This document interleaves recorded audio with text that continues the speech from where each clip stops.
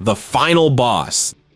There's an unwritten rule floating over the heavyweight division right now, one that's never been said inside the cage, but shouted from every fan forum, tweet, and podcast. Jon Jones has to fight Tom Aspinall. He doesn't have to, technically. There's no contract, no Dana White ultimatum, no fine print. But in the eyes of the public, in the court of legacy, it's the only fight that matters now. Jones came back in 2023 after 3 years off, moved up to heavyweight, and submitted Cyril Gane in 2 minutes. It was dominant, it was historic, it was supposed to prove everything. Then he disappeared again, and while Jon was gone, Tom Aspinall happened. British, built like a tank, smooth like a lightweight, he took the interim title by smashing Sergey Pavlovich in under 2 minutes. Nobody had ever done that to Pavlovich. Nobody had made heavyweight look that fast, that calm, that surgical. Aspinall called out Jon immediately. No insults, no trash talk, just the clear challenge. Let's find out who the best really is. Jones didn't say yes, he didn't say no either. Instead, he said he didn't need to prove anything, that he was already the GOAT, that beating Tom wouldn't change the conversation, people would just move the goalposts again. But that's not how this works. Fighting is about now. It's about beating the best guy standing in front of you. And right now, the best guy not named Jon Jones is Tom Aspinall. This isn't just another contender asking for a payday. This is the one fight that completes the story. Jones spent over a decade proving he was untouchable at 205, but heavyweight was the final level, the last test. And now that the boss fight is standing there, the controller is on pause. Some fans call it ducking, others say he's earned the right to walk away, but most agree if Jon walks into the sunset without facing Aspinall, the question doesn't vanish, it haunts him. MMA writer for MMA Mania argued, reputation-obsessed Jon Jones gambles entire legacy by blatantly ducking Tom Aspinall. Former UFC contender Paul Felder put it bluntly, I don't ever want to say anybody like Jon Jones is scared, but it looks like he's ducking Tom Aspinall. It hangs in the air, right next to his legacy. No matter what came before, the title defenses, the highlights, the resumes, there's one rule that always matters most. You don't get to be the king of a division if you never face the guy everyone else fears. Until Jones faces Aspinall, there's no closure, just an empty throne and the sound of footsteps getting closer.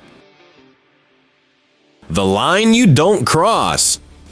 Trash talk is part of the fight game. It hypes the card, sells the show, builds the feud. But even in a sport built on violence, there's one line you don't cross. You don't bring family into it. Fighters can say their opponent's overrated, say they've got no cardio, call them fake, boring, washed. That's expected. But the moment someone mentions a wife, a kid, a parent, it stops being promotion. It starts being personal. Conor McGregor is the poster child for crossing that line. In the build-up to UFC 229, he mocked Khabib Nurmagomedov's religion, called his wife a towel, and brought up his father. At the UFC 229 stare-down, McGregor accused Khabib's father of posting a photo with Chechen leader Ramzan Kadyrov out of fear. He called Abdulmanap a quivering coward for allegedly showing fake respect. In July 2021, McGregor tweeted and then deleted a post appearing to mock Abdulmanap's passing due to COVID. Good is COVID, father is evil. The result? One of the most bitter, ugly rivalries in MMA history. It ended with a post-fight riot and suspensions. The fight didn't stop in the cage. It exploded into chaos. Colby Covington did it too. When he was promoting his grudge match with Jorge Masvidal, he didn't just trash talk Jorge. He brought up his ex-wife. He mentioned his kids. He called out people who weren't even in the arena. The heat got so real. Masvidal attacked him at a steakhouse months later. Broken teeth, assault charges, and a shattered friendship. There's a reason fighters hate it. Families didn't sign up for this. They're not in the cage. They don't take punches. When you drag them in, it's not about the fight anymore. Even fans, the ones who love trash talk, usually agree. It doesn't build hype. It breaks something deeper. Every fighter knows it. Every promoter knows it. But sometimes for the spotlight, someone crosses that line. And when they do, the fight becomes secondary. Because in this sport, hurt feelings don't go away when the bell rings. Some things don't get settled by judges. Mention someone's family, and the grudge never leaves the cage. The win nobody wants. It's a weird spot. You're in the cage. You're losing. Maybe you've dropped every round. Then suddenly, Crack. Your opponent throws an illegal shot. A knee to the head while you're grounded. It's not a mistake, it's a foul. Now the ref's in your face. Do you want to continue? Here's the unwritten rule. If you're losing, you don't take the DQ win, unless you're actually broken, not hurt, not dazed, broken. Because if you say no, if you tell the ref you can't go on, you win by disqualification. The other guy loses, your record stays clean, and you leave with your hand raised. But no one cheers, no one really claps. It's a hollow kind of victory. Aljamain Sterling knows exactly how that feels. UFC 259, Petr Yan was ahead on the cards. Then in the 4th round, he blasted Sterling with an illegal knee while Aljo was clearly grounded. The ref asked. Aljo said he couldn't continue. He won the belt, became the new bantamweight champion, and the MMA world split in half. Some said he did the smart thing. Some called him the first actor to win a title. Memes, mockery, and booing followed him for months. Not because he broke a rule, but because fans thought he gamed the moment. Now flip the script. Anthony Smith, UFC 235, John Jones, in complete control, throws an illegal knee in round 4. Smith could have taken the DQ win, could have walked away as champion. Instead, he shook it off and kept fighting. He lost, but fans gave him respect because he stayed in it, took the beating, didn't use the loophole. That's the difference. The rulebook says you're allowed to stop, but the fight code says you only stop if you have to, not because it benefits you. That moment, when everything's on the line and a foul gives you a way out, that's where reputation lives or dies. Winning by disqualification might earn you the belt, but it might also cost you the crowd forever. The boss rule. In the UFC, there's power, and then there's Dana White. He's not just the president, he's the face, the gatekeeper, the guy who can make or break a career with a phone call. Which is why there's one unwritten rule every fighter learns fast. Don't trash Dana unless you're already a star. If you've got no leverage, calling out the boss gets you nowhere. No push, no headlines, maybe even fewer fights. Just ask Ben Askren. Before he signed, he publicly clowned Dana for years. By the time he arrived, the tension was baked in. Askren barely got a promotional push, and when he lost, the UFC didn't blink. Others, they disappeared. Yair Rodriguez was briefly cut in 2018 just for not accepting the fight the UFC offered him. Dana called him turning down fights in public. It wasn't about the opponent, it was about control. Francis Ngannou, different story. He had knockouts, a title, and hype, but when he spoke out, it's about fighter pay, contracts, and health insurance. Dana didn't take it lightly. The UFC stripped him of the belt and buried him at press conferences, even called his next opponent a gimmick fight. Francis walked, but only after burning every bridge on the way out. Then there's Conor McGregor. Conor can say anything. He's thrown water bottles, attacked buses, insulted officials, and made Dana look like an accessory. But Dana still calls him the biggest star in company history because Conor sells, he draws, he breaks numbers. That's what gives him immunity. That's the rule. If you bring money, you bring power. If you don't, keep quiet.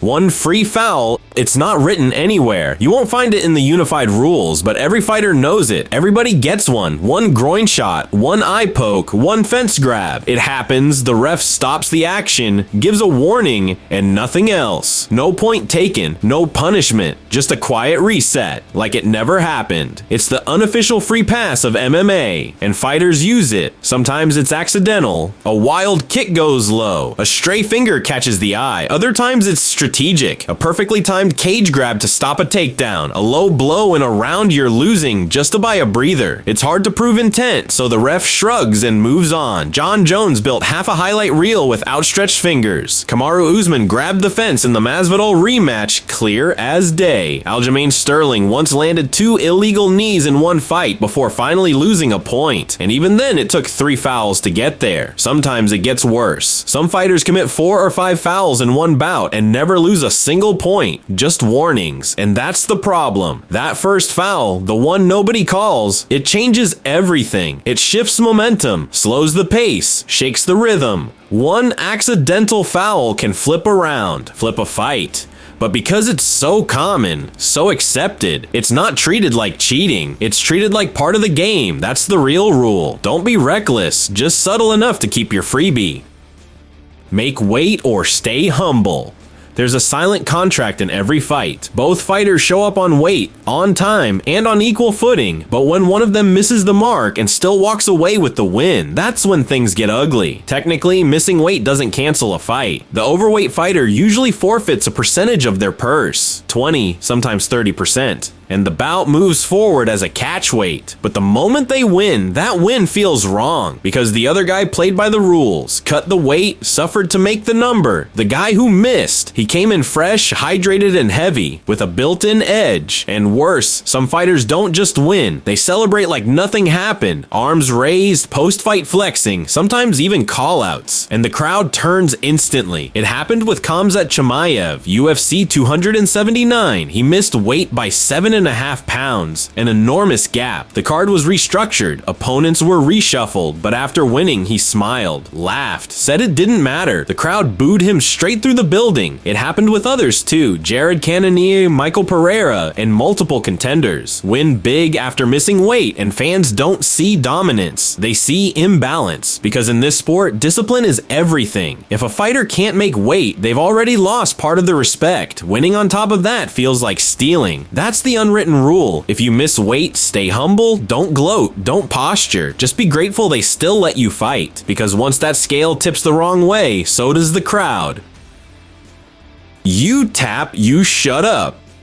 There's no shame in tapping. It means survival. It means you live to fight again. But once that hand hits the mat or the ref peels you off, the debate is over. You tap, you shut up. That's the rule. That's the code. But not everyone follows it. Sometimes a fighter taps and then days later starts talking, says they weren't really hurt, claims the choke wasn't in, says the ref jumped the gun, or that they went out on purpose to bait the next fight. Fans don't buy it. Fighters don't respect it, because tapping is the moment of surrender. It's the purest signal in the fight game. I give. There's no gray area. You chose to stop. You decided it was done. That's your signature on the outcome. When a fighter complains afterward, especially publicly, it flips the narrative. It's not seen as strategy. It's seen as damage control. It's happened in big fights. Some tap, then claim they never did, or say they were fine and just caught off guard. But the tape doesn't lie. Slow motion never blinks. The hand taps. The ref sees it. That's the fight. It's different if it's an early stoppage and the fighter never tapped. That's a real debate, but once you tap, you don't get to spin it later. That's why fans love fighters who own it. Admit they got caught. Give credit, move on. Because in MMA, tapping isn't the end of your toughness, but making excuses afterward is. Tap out, take your L, and shut the hell up. That's the rule.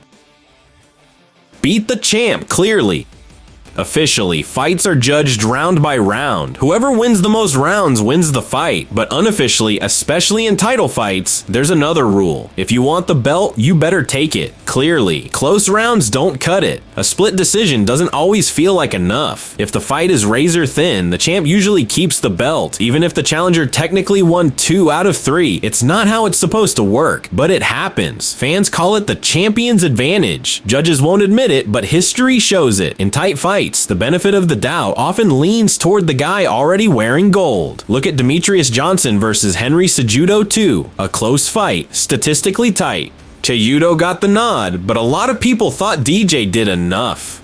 Same thing with GSP versus Johnny Hendricks. Many fans thought Hendricks won, but Georges walked out still champion. It's why contenders go in knowing a decision might not be enough. That's why so many challengers chase the finish, try to dominate, not just edge out rounds, but take over. Because when the belt is on the line, optics matter, pressure matters. The feeling of who won sometimes speaks louder than the math. It's unfair, sure, but it's real. Fighters talk about it all the time. Commentators mention it on air. Fans scream about it in every close 5-rounder. The belt doesn't move unless someone makes it move. So if you want to beat the champ, you better make damn sure everyone in the building knows it. Otherwise, don't be surprised when the belt stays where it is. Don't waste the post-fight mic.